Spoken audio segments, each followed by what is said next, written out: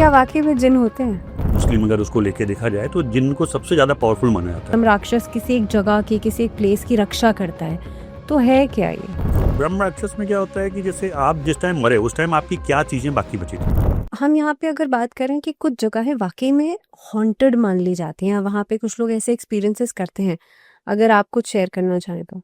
Being vastu professional मुझे जाना तो बहुत सारी ऐसी साइट्स पे पड़ता है, मैंने आपको बताया भी।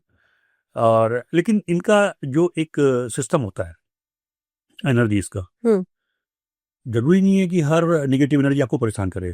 इनफैक्ट निगेटिव नहीं होता है, एक एनर्जी होती है। किसी के ऊपर उसका असर कम होता है, किसी के ऊपर उसका असर ज्यादा होता है। अच्छा। आपके साथ वो कैसे रिएक्ट कर रहा है। जैसे मैंने बताया था कि ठंडा पानी किसी को आराम कंफर्टेबल होता है और किसी के लिए बहुत नुकसानदायक हो जाता है। तो मैंने ऐसे भी केसेस देखे जहाँ पे लोगों ने कहा कि साहब यहाँ पर कुछ था जिसने मुझे हमेशा से बचाया या मेरी बहुत ग्रोथ करी। अच्छा। आमतौर पे एक जनरल भाषा में लोग वर्ड बहुत यूज करते हैं जिसमें कहते हैं जिन या सैयद। ये अक्सर मैंने सुना है लोगों क्या। तो साहब यहाँ पे सैयद बाबा हैं और इनकी वजह से हमारी बड़ी ग्रोथ हुई। ऐसे बहुत सारी तमाम फैक्ट्रियाँ हैं जहाँ पे उन्होंने एक आला बनाया और उसकी पूजा करी है। तो ये भी चीज़ें होती हैं, लेकिन निगेटिव भी मैंने देखा। क्योंकि ये बात तो सही है कि अगर कोई बहुत पावरफुल चीज़ है और आपके साथ है, भले ही वो कोई दोस्त क्यों ना हो, जब तक वो आपसे खुश है, क्योंकि पावरफुल तो वो है, तब तक आपको बहुत ग्रोथ देगा। लेकिन जिस दिन नाराज है उस दिन कहानी खत्म। जिन के बारे में आपने कहा, आपने नाम लिया जिन। ऐसे में क्या वाकई में जिन होते हैं? होते हैं नहीं होते, ये बड़ा एक विवादित मामला है। क्योंकि साइंस पहले तो इन चीज़ों को नहीं मानता था, बट साइंस अब ये तो मानता ही है कि इस तरीके की एनर्जीज होती हैं।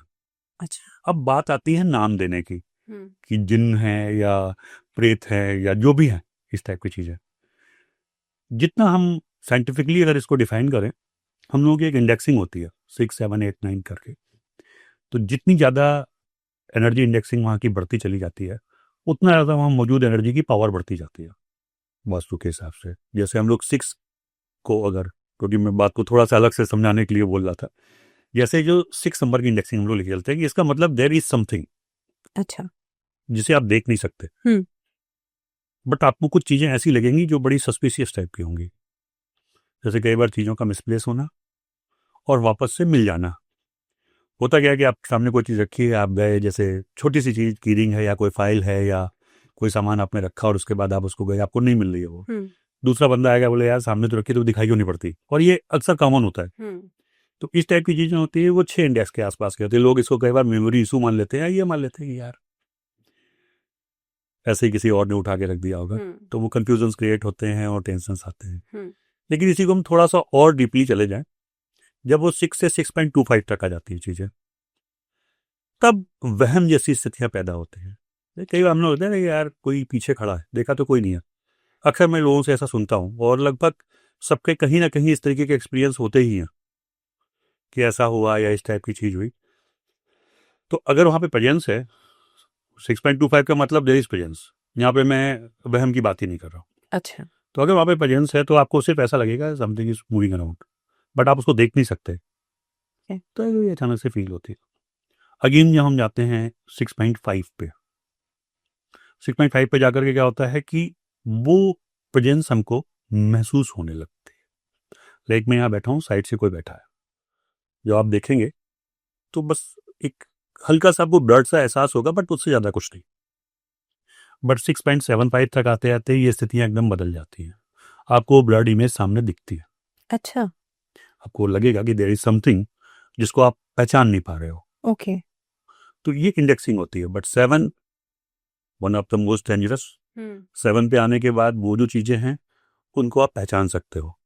तो वो आपको अपनी पूरी ड्रेस, अपनी चीज़ों में, अब वो मेल है, फीमेल है, कपड़े हैं, क्या है, वो दिखाई पड़ती है चीज़ें। तो क्या ये उन पर डिपेंड करता है, उन एनर्जीज के ऊपर, कि वो हमें दिखना चाहती हैं या नहीं? नहीं, बात वही होती है कि जो चीज़ जितनी ज़्यादा स्ट्रांग है, 7 एनर्जी पे आने के बाद हमें उसकी पूरी पहचान हो जाती है। अच्छा। या 7.25 या उससे ऊपर के केसेस में वो चीज़ें फिजिकल भी हो जाती है। अच्छा। फिजिकल इन द सेंस कि वो चीज़ आप कोई सामान उठा सकती है, रख सकती है। ओके। जिनको हम कहते हैं कि one of the most powerful, hmm. मुस्लिम अगर उसको लेके देखा जाए तो जिन को सबसे ज़्यादा पावरफुल माना जाता है। मैंने इसलिए ये सारी आपको एनर्जी इंडेक्सिंग बताई कि बोली तो बहुत सारी चीज़ें जाती हैं, नाम आप कुछ भी रख दो जब तक कि आप उनसे मिले नहीं हो। हाँ। लेकिन अगर मैं इसको एनर्जी के पॉइंट ऑफ व्यू से समझाता हूँ तो उसमें सिंपल यही होता है कि 6, 6.25, 6.5, 7, 7.5। तो जो टॉप मोस्ट पोजीशन है, अगर हम इसको किसी डिपार्टमेंट के हिसाब से समझाएं कि area manager, ranking. Senior manager हुआ, ये हुआ, हाँ जीएम या डायरेक्टर हुआ, हाँ। तो जिन इज टॉप मोस्ट। अच्छा